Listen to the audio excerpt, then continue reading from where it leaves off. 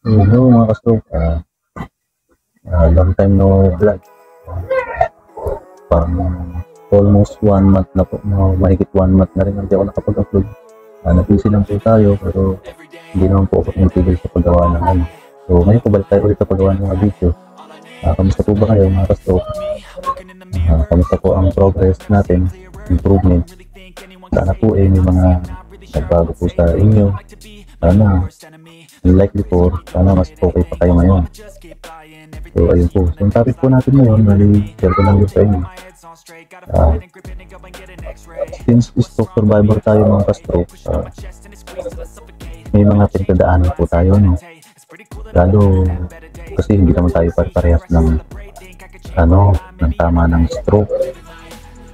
Halimbawa kagaya po sa akin na hemorrhagic stroke, pero as you can see po, anong flow, kahit paano sa loob ng 6 years, naging okay yung recovery ko. Pero syempre, hindi naman po lahat kagaya ko. So, iba po na mas maano yung tama sa kanila, hindi sila gaano nakarecover, mga ganun. So, naiintindihan ko po na malungkot yung sitwasyon, pero yung alam ko may iba rin sa akin may iba rin po ba sa inyo na yung nag-iisip na sana man lang maalala tayo ng mga dati nating kaibigan o katrabaho, yung mga dati nating kaibigan o mga kamag-anak.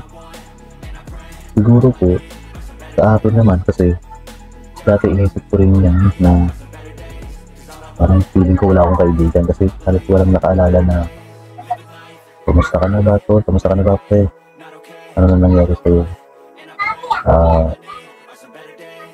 Dati ganun po yung isip ko. Tapos yung iba, mga iba kong katrabaho, nakikita ko. Yung iba, nung una, parang nung nakikita nila ako, parang ginagawa nila akong katuwaan na parang gina-joke nila. So, sa akin, joke lang. Pero may sa isang banda, may halong sarcastic yung way ng mga kanan. So, parang ang dating sa akin, parang natutuwa sila na ganun yung nangyari sa akin. Tapos wala na ako sa pinagkakagawa ko. Tapos, after 6 years na, ito, pag nakikita ko sila, yung iba, nung nakita nila ako na, okay, binati ko, pero parang tinignan lang ako, parang wala. Parang naisip ko tuloy, parang hindi sila masaya na umukay ako. Parang unlike na una, nakita nila nag-struggle ako maglakad, tapos parang ko, yung kamay ko matigas, tapos maybe yung mukha ko, nagtuwa sila, parang buti nga sa'yo, ganun. Pero nakita nila akong okay, parang sampal sa mukha nila na umukay ako. So, sa akin po, huwag na lang natin pansinin yung mga dati natin kaibigan. Kasi kung kaibigan po natin sila, so talagang tayo inaalala nilang kaibigan. Kakamustahin tayo at kakamustahin nila. So hindi sila mga musta o tanongin ka kung okay ka na, ihayaan na lang po natin. Huwag tayo magpatalo sa lungkot. Ganun po ang buhay. Ganun po talaga ang buhay. Pagka napansin ko lang, pagka nagkasakit ka, ganun talaga. Halimbawa po, ako po lehitimong manginginom, hindi pa ako na-stroke. Hindi talaga ako uminom. So, lagi sa akin sinasabi ng asawa ko na pag ikaw nagkasakit, yung mga kasama mo sa inuman, ang pag-alain mo sa'yo, pag nagkasakit ka, natawanan ko lang po yun. Kung nagkasakit ako, doon ko po na isip na ganun pala talaga ito. Kasama mo yan sa sa ginitan, sa kasiyahan, pero once na magkasakit ka, wala ho lahat yan. Kasi wala sila. Kahit kamusta wala. Na parang hindi ka naging parte ng nila.